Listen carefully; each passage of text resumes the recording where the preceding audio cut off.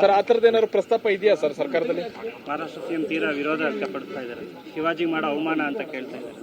ಅಲ್ಲ, ಈ ತೀರ್ಮಾನಗಳೆಲ್ಲ ಬೆಂಗಳೂರು ಉಸ್ತುವಾರಿ ಸಚಿವರು, ಡೆಪ್ಯೂಟಿ ಚೀಫ್ ಮಿನಿಸ್ಟರ್ ಅವರು ತಗೊಳ್ತಾರೆ. ಯಾಕೆಂದರೆ ಅದು ಬೆಂಗಳೂರು ನಗರಕ್ಕೆ ಸಂಬಂಧಪಟ್ಟಂಥ ವಿಚಾರ, ಅದರಿಂದ ಅವರು ತೀರ್ಮಾನ ಮಾಡ್ತಾರೆ. ಆದರೆ ಫಡ್ನವೀಸ್ ಅವ್ರಿಗೇನು ಆಸಕ್ತಿ ಇದ್ದಕ್ಕಿದ್ದಂಗೆ ಕರ್ನಾಟಕದ ಬಗ್ಗೆ, ಅದರಲ್ಲಿ ಇಲ್ಲಿ ನಮ್ಮ ಬೆಂಗಳೂರಿನ ಬಗ್ಗೆ ಬಂದಿದೆ ಗೊತ್ತಿಲ್ಲ ನನಗೆ. ಸರ್ಕಾರ ನಿರ್ಧಾರ ಮಾಡಿಲ್ಲ. ಈಗ ಶಾಂತಿ ಆಗ್ತಾ ಇರೋ ಸಂದರ್ಭದಲ್ಲಿ ಬಿಜೆಪಿ ನಾಯಕರುಗಳು ಎಂಟ್ರಿ ಆಗಿದ್ರು. ನಿನ್ನೆ ಯತ್ನಾಳ್ ಕೂಡ ಓದಿ ಅವ್ರ ಮೇಲೂ ಕೂಡ ಒಂದು ಎಫ್ಐಆರ್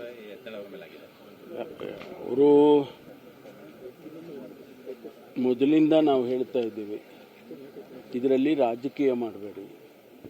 ಪೊಲೀಸ್ ಅವರಿಗೆ ಬಿಡಿ, ಅವ್ರು ಯಾರು ಕಲ್ಲು ಹೊಡೆದ್ರೆ ಅವ್ರನ್ನ ಇಟ್ಕೊಳ್ತಾರೆ, ಅರೆಸ್ಟ್ ಮಾಡ್ತಾರೆ, ಕಾನೂನು ಪ್ರಕಾರ ಕ್ರಮ ತಗೊಳ್ತಾರೆ. ಯಾರೇ ಆಗಿರಲಿ, ಮುಸಲ್ಮಾನ್ ಆಗಿರಲಿ, ಹಿಂದೂ ಆಗಿರಲಿ, ಮತ್ತೊಬ್ಬ ಆಗಿರಲಿ, ಯಾರೇ ಕಾನೂನು ವಿರುದ್ಧವಾಗಿ ಮಾಡಿದರೆ ಅವ್ರ ಮೇಲೆ ಕ್ರಮ ತಗೊಳ್ತಾರೆ. ಅವ್ರಿಗೆ ಬಿಟ್ಬಿಡ್ಬೇಕು ಪೊಲೀಸ್ನವ್ರಿಗೆ. ಅದು ಬಿಟ್ಟು ಇವರುಗಳು ಹೋಗಿ ಪ್ರಚೋದನಕಾರಿಯಾಗಿ ಭಾಷಣ ಮಾಡಿ ಮತ್ತೆ ಜನರನ್ನೆಲ್ಲ ಹೆಬ್ಬಿಸಿ ಈ ರೀತಿ ಮಾಡ್ತಕ್ಕಂಥದ್ದು ಸರಿ ಇಲ್ಲ. ಅದು ಹೋಗಿ ಭಾಳ ವೀರಾವೇಶದಲ್ಲಿ ಮಾತಾಡಿ ಬಳಸಬಾರ್ದಂಥ ಪದಗಳನ್ನೆಲ್ಲ ಬಳಸೋದ್ರಿಂದ ಏನವರು ಅಚೀವ್ ಮಾಡ್ತಾರೆ ಗೊತ್ತಿಲ್ಲ. ಇದರಲ್ಲಿ ಒಂದಂತೂ ನಿಜ, ರಾಜಕೀಯ ಕಾರಣಕ್ಕಾಗಿ ಅವರು ಇದೆಲ್ಲ ಮಾಡ್ತಿದ್ದಾರೆ ಅನ್ನೋದು ಸ್ಪಷ್ಟವಾಗಿ ಕಾಣಿಸುತ್ತೆ. ಅದು ಬಿಟ್ಟರೆ ಬೇರೆ ಏನಿಲ್ಲ. ಸರ್, ಮಂಗಳೂರಲ್ಲಿ ಇದೇ ರೀತಿ ಮಾಡಿ ಮಂಗಳೂರಲ್ಲೇ ಪ್ರತಿನಿತ್ಯ ಒಂದೊಂದು ಕೊಲೆಗಳಾಗ್ತಾ ಇತ್ತು, ಆ ಕಡೆಯಿಂದ ಈ ಕಡೆಯಿಂದ.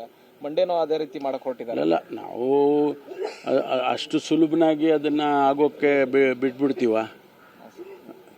ಅಷ್ಟು ಸುಲಭನಾಗಿ ಅವರು ರಾಜ್ಯ ಎಲ್ಲ ಈ ರೀತಿ ಮಾಡೋದಕ್ಕೆ ಬಿಡೋದಿಲ್ಲ.